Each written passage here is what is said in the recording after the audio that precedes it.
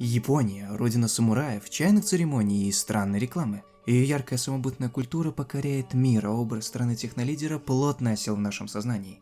Но так было не всегда. Любопытный факт: Япония до середины 19 века была закрытой феодальной страной со средневековым уровнем развития технологий. Причиной этому было сококу.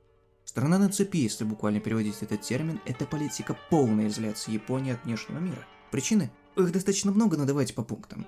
Первые из европейцев на остров Сакуры прибыли португальцы в 1542 году, а затем чуть позже, в 1580-м, и испанцы. Промышляли они торговлей китайскими товарами, шелком, например, и, чтобы японцам не было так скучно, огнестрельным оружием. Вместе с остальным иностранным экспортом заехало и западное христианство в лице иезуитов, и это таки имело успех. Многие феодалы не только позволяли открыто проповедовать, строить школы и церкви, но и сами открыто принимали христианство вместе со своими вассалами. Расчет был прост: больше христианства, больше торговых кораблей и больше пушек и военной дружбы с европейцами. Торговля, как и войны между феодалами, росли. Наступал прогрессивный и развитый мир. Но тут появились проблемы. Активное участие европейцев в феодальных войнах пугало своими растущими масштабами. Дети Аматерасу начали понимать, что они могут превратиться в европейскую колониальную гейшу, а захват испанцам Филиппин окончательно намекнул японцам на их грядущую судьбу. Но последним не китайским предупреждением был рост прослойки в богатых морских портах. Их богатство, как и амбиции на власть, росли, запахло революцией. И наступили последствия, товарищи. Феодалы, ведомые мудрым военным вождем Японии Сёгуном, нанесли сокрушительный удар по буржуазии, поддерживаемой западными интервентами. Они просто запретили им торговать с иностранцами. В Японии становилась монополия государства на торговлю с европейцами. Дальше еще веселее. Наступила большая чистка чиновников, виновных в связях с иностранцами. Был введен запрет миссионерской деятельности, казни христиан и абсолютное табу иноземной религии. Запретили ввоз европейских и китайских книг, где хоть как-то проскальзывала тема христианства. Японцам не дозволялось покидать страну и строить большие корабли, способные к дальнему путешествию, без особого разрешения правительства.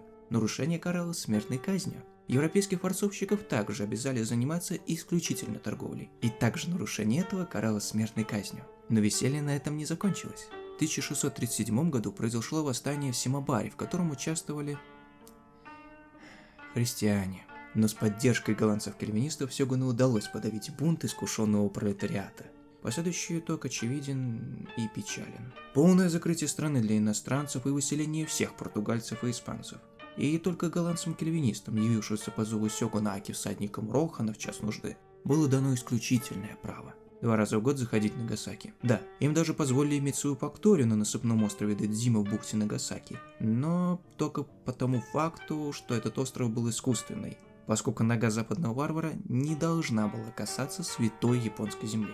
А на торговлю с Китаем запреты не были такие строгие. Благо, на этом веселье закончилось. Наступил долгожданный крах. В 1825 году появился указ топить все западные корабли, приближающиеся к берегу. Но, как обычно в истории бывает, на каждую большую пушку есть пушка побольше, помощнее и демократичнее.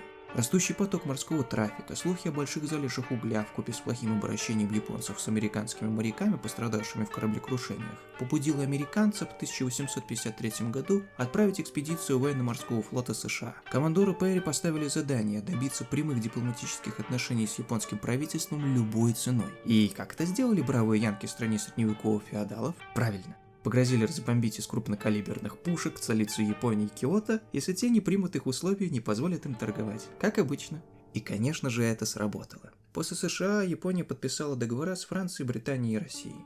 Сококу закончилась. Цепь пала. В Японии началась новая жизнь. Итог. Казалось бы, политика, проводимая японцами, была неоправданно жестокой и реакционной. Изоляция от мировой науки привела к колоссальной технической отсталости, а гонение христиан поставило страну как явного мирового антипода. Но какая была бы цена за прогресс? Статус общеевропейской колонии наподобие цинского Китая? Смерть уникальной культуры в котле подражательства Европе? Не сделали изоляцию из Японии тот самый загадочный остров, приплывший в наш мир глобализации из мира сказочного Востока? Спасибо за просмотр, если вам понравилось, ставьте пальцы вверх и подписывайтесь на канал. До скорых исторических встреч!